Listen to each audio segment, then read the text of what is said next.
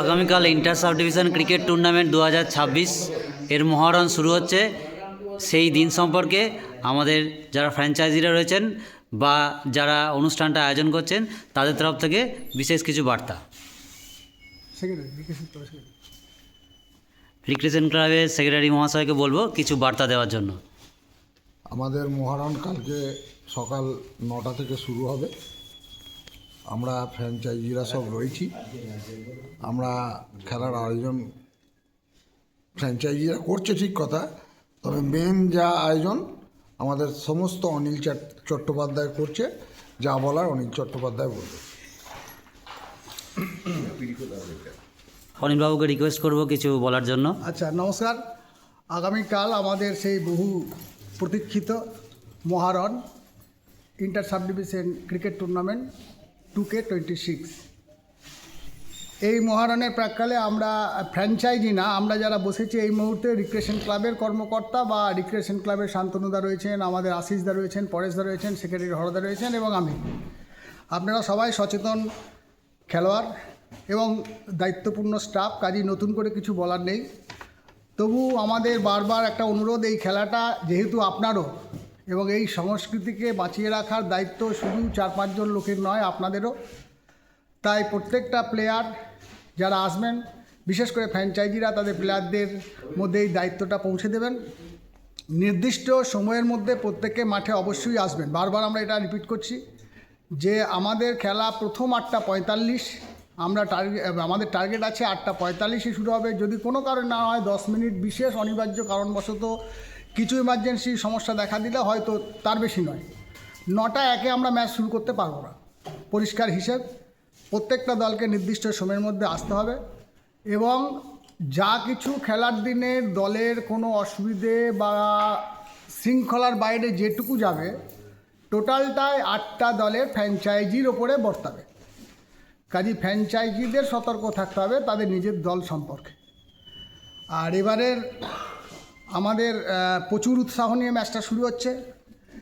আমরা এবারে বেশ কিছু পুরস্কার রেখেছি, যেটা হচ্ছে আমাদের বিজয়ী ট্রফি এবং যে বিজেপির যে ট্রফিটা, সেই ট্রফিটা আমাদের দিয়েছেন আমাদের শ্রদ্ধেয় ডিস্ট্রিক্ট জজের স্টেনো শ্রদ্ধেয় শান্তনু কুমার মহাশয়, তার স্বর্গীয় পিতা এবং স্বর্গীয়া দিদির স্মৃতির উদ্দেশ্যে।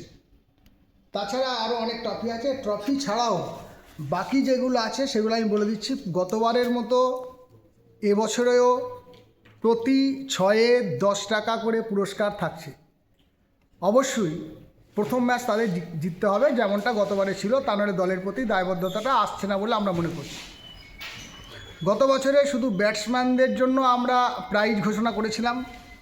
আমরা অভিজ্ঞতার ভিত্তিতে এবারে ঠিক করেছি ইনিংসে 3টে উইকেট পেলে, ইনিংসে মানে যে কোনো একটা ম্যাচে কোনো বোলার যদি 3টে উইকেট পায় তাকে এক্সট্রা 100 টাকা দেওয়া হবে। এক্সট্রা কেন? সে হয়তো প্রাইজ হিসেবে কিছু পেতেই পারে, ম্যান অফ দ্য ম্যাচ হতে পারে, ম্যান অফ দ্য টুর্নামেন্ট হতে পারে, তার বাইরে এটা 100 টাকা থাকবে। ইনিংসে 3টে ক্যাচ নিলে যে কোনো ফিল্ডার কোনো একটা ইনিংসে 100 টাকা তার জন্য প্রাইজ বরাদ্দ থাকবে। উইকেট কিপার যদি স্ট্যাম্প এবং ক্যাচ দুটো মিলে বা যে কোনো একটা ইনিংসে 3টের কৃতিত্ব দেখাতে পারে, তার জন্য 100 টাকা থাকবে। না, 50 টাকা, সরি, ওটা 50 টাকা। যেহেতু উইকেট কিপারের কাজ ক্যাচ ধরাই, তাই ওটা 50 টাকা করা হয়েছে।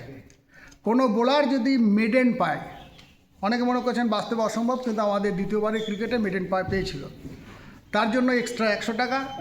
এবং পরপর 3টে 6 যদি কোনো ব্যাটসম্যান মারে, তার জন্য আমরা 50 টাকা বরাদ্দ করেছি। অর্থাৎ এই পুরস্কারগুলো সব পাওয়া যাবে অতিরিক্ত, যার যা প্রাইজ তার বাইরে। এবছরে আমরা ঠিক করেছি যে ট্রফি দুটো আমাদের দেওয়া হবে, উইনার এবং runners. Winner trophy, runners trophy মোটামুটি আমরা ঠিক করে দেবো, পরে কমাসের মধ্যে ফেরত দিতে হবে, অর্থাৎ ফেরতযোগ্য।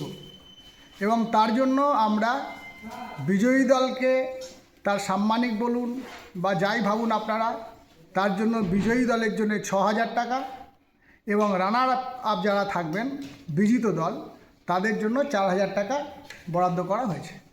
অর্থাৎ ট্রফিটা ফেরত দিতে হবে। পরবর্তীকালে ট্রফি ফেরত দেওয়ার পর কিছু করা যাবে কিনা সেটা পরবর্তীতে মিটিংয়ে আমাদের রিক্রিয়েশন ক্লাব ঠিক করবে। মোটামুটি এই হচ্ছে প্রাইজ তালিকা। আর আমাদের আগামীকালে যে দায়িত্বগুলো দেওয়া আছে শেষ মুহূর্তে নেওয়া হয়েছে, তাই আমরা ঘোষণা করছি, নাহলে হয়তো গ্রুপই পেয়ে যাবেন। আমি জানি অনেকে গ্রুপ হয়তো খুলবেন না। আমাদের প্রতিবারের মতো ব্রিগেড করা হয়েছে, ঝাঁসি brigade to honour retired persons. সেখানে আছেন বিদিশা রয়, সোনামণি মুর্মু, কেয়া ব্যানার্জি, মিতা দে, সারদা চ্যাটার্জি, সুবর্ণা কোনার, কেকার্স ওয়াইফ, সবাই জানে। এরা সবাই আমাদের পরিচিত এবং রিক্রিয়েশন ক্লাবের খুব কাছের। Kalpana Chawla brigade to honour the guest, Bidisha Roy, Munmun Chakraborty, Sayani Chatterjee, Uma Konar. Main স্টেজে থাকবে সৌরভ ঘোষ। ডিউটি মানে ন্যাশনাল অ্যান্থিম বাজানোর দায়িত্ব থাকবে শিবব্রত মিত্র। রামনলামা ব্রিগেড বল বয়েজ, যারা বল নিজেদের দখলে রাখবে, সুসেন প্রামাণিক, জনি মল্লিক ডোম, গণেশ ঘোষ এবং গৌতম হাজরা। স্বামীজি ব্রিগেড মোটামুটি আমরা কমিটির ওপর জোর দিয়েছি, বিশ্বজিৎ কুণ্ডু। তারপরে নয় কিছুটা আমি সামলাবো। নজরুল ব্রিগেড টিফিন এবং লাঞ্চ দেখভাল করবে, যদিও আমাদের ক্যাটারিং সিস্টেম আছে, কিন্তু প্রত্যেককে সম্মানের সঙ্গে খাওয়ানোর দায়িত্ব চিত্তরঞ্জন ভট্টাচার্য, সঞ্জীব ভট্টাচার্য, যোগেন চৌধুরী, শান্তনু কোনার, সুব্রত ভট্টাচার্য। স্কোরার রবীন্দ্র ব্রিগেড থাকবে Sagar Ghosh, Kumaresh Biswas. Meghnath Shah brigade online scorer Paran Das, Sheikh মারুপালি অথবা সৌভিক সাই, যারা প্রথম দলে হারবে সেই ছেলেটি থাকবে। কাটোয়া থেকে আসা যে কোনো ব্যক্তি কারোর সঙ্গে কন্ট্যাক্ট করবেন না। যদি কুপন বা তাদের ফ্যামিলি মেম্বার্সদের কোনো কিছু দরকার হয়, আশিস সাই নাম্বার দেওয়া আছে, যোগাযোগ করবেন।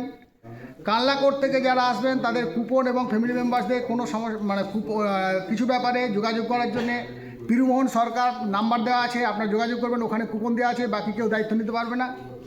দুর্গাপুর কোর্ট থেকে যারা আসবেন তাদের কুপন ফ্যামিলি মেম্বার্সদের জন্য বা এক্সট্রা স্টাফ এলে তার কুপন দেওয়া থাকবে সাগর ঘোষের কাছে, নাম্বার দেওয়া আছে, আপনারা কন্ট্যাক্ট করে নেবেন। অন্য কোনো কাউকে কন্ট্যাক্ট করলে তিনি বলতে পারবেন না।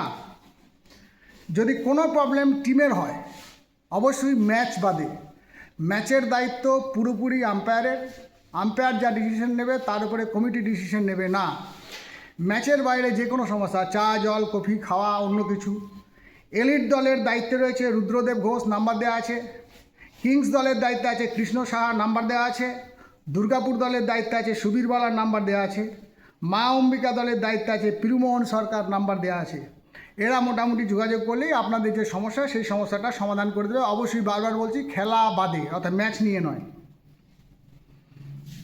বল সাপ্লাই দেবে মাঠে সুবীর বালা, আর সন্দীপ কোনারকে একটা বিশেষ দায়িত্বে রাখা হয়েছে। সন্দীপ কোনারও থাকছে। গোটা পিচ তৈরি করেছে প্রতিভাময় ঘোষ এবং তার টিম।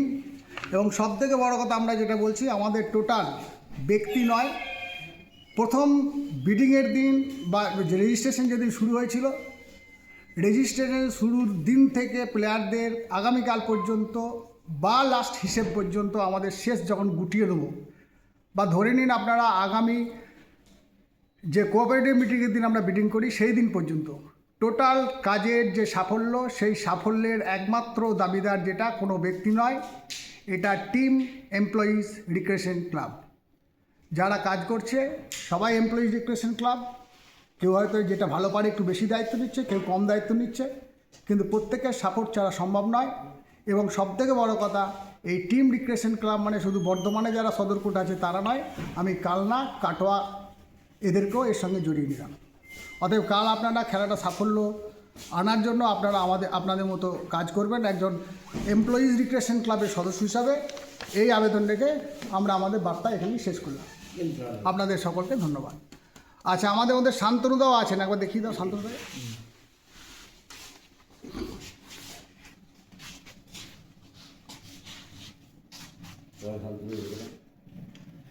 কালকে সবাই আসুন, খেলুন ভালো করে।